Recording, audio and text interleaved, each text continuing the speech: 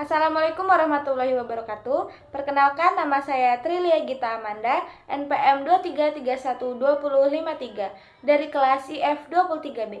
Di sini saya akan menjelaskan tentang materi linked list. Apa sih linked list itu?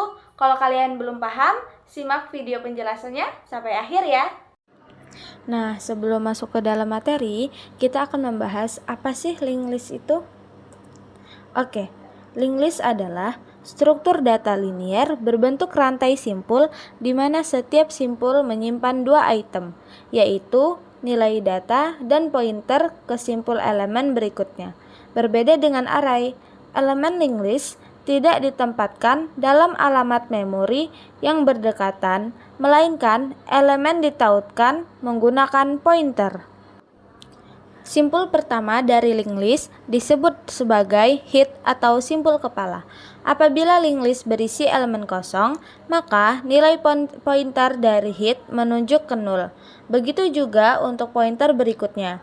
Dari simpul terakhir atau simpul ekor akan menunjuk ke 0. Ukuran elemen dari linked list dapat bertambah secara dinamis dan mudah untuk menyisipkan dan menghapus elemen karena tidak seperti array. Kita hanya perlu mengubah pointer elemen sebelumnya dan elemen berikutnya untuk menyisipkan atau menghapus elemen. Linked list biasanya digunakan untuk membuat file system, adjacency list, dan hash table. Nah, sekarang kita akan masuk ke dalam jenis-jenis linked list. Yang pertama ada singly linked list. Singly linked list adalah linked list unidirectional. Jadi, kita hanya dapat melintasinya dalam satu arah, yaitu dari simpul kepala ke simpul ekor. Yang kedua ada doubly linked list.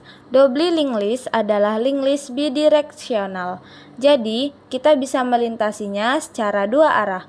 Tidak seperti singly linked list. Simpul doubly linked list berisi satu pointer tambahan yang disebut previous pointer.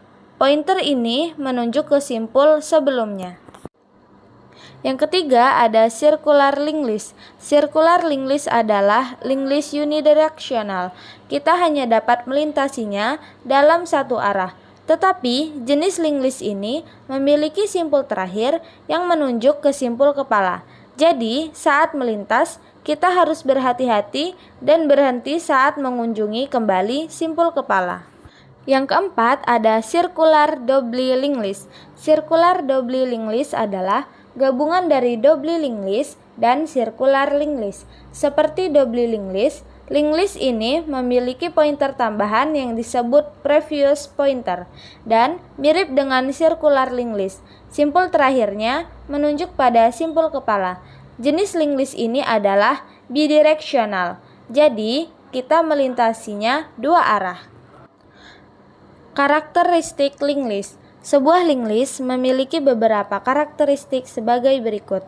Yang pertama, linked list menggunakan memori tambahan untuk menyimpan link atau tautan.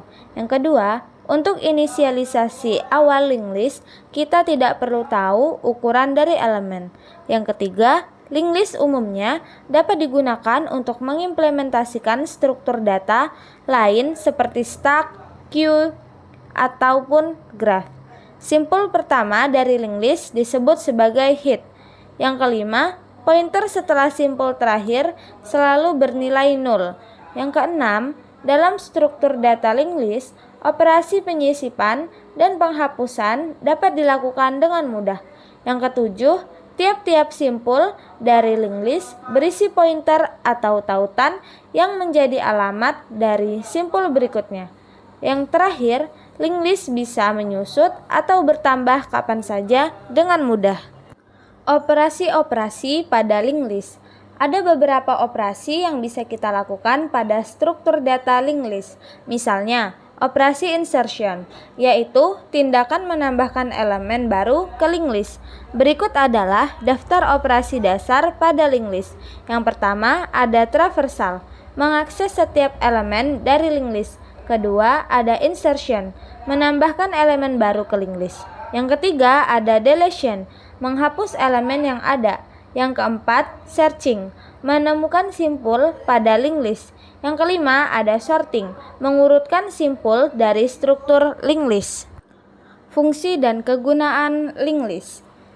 Adapun fungsi dan kegunaan linked list adalah sebagai berikut. Yang pertama, linked list dapat digunakan untuk mengimplementasikan struktur data lain seperti stack, QU, graph, dan lain-lain. Digunakan untuk melakukan operasi aritmetika pada bilangan long integer.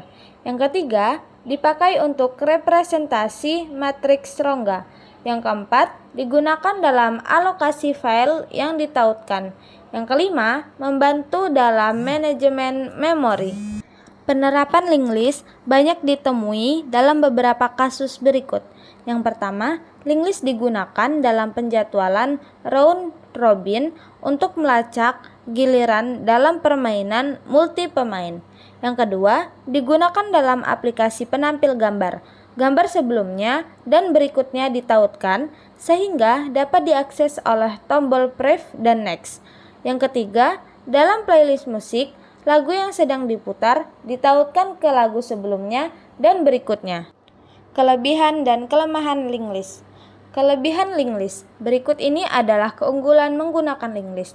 Yang pertama, struktur data dinamis. Yang kedua, tidak boros memori. Yang ketiga, implementasi. Dan yang keempat, operasi penyisipan dan penghapusan.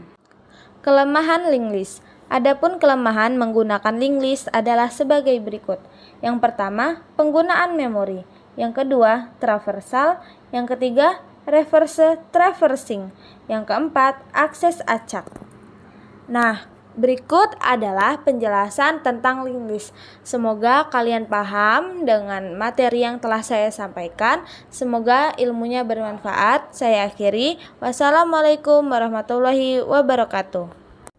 Nah, itu adalah materi yang telah saya sampaikan tentang linked list. Semoga kalian paham dan semoga ilmunya bermanfaat untuk kalian. Saya mengambil referensinya melalui AI dan software yang saya pakai untuk mengedit PPT-nya adalah Canva. Terima kasih, saya akhiri. Wassalamualaikum warahmatullahi wabarakatuh.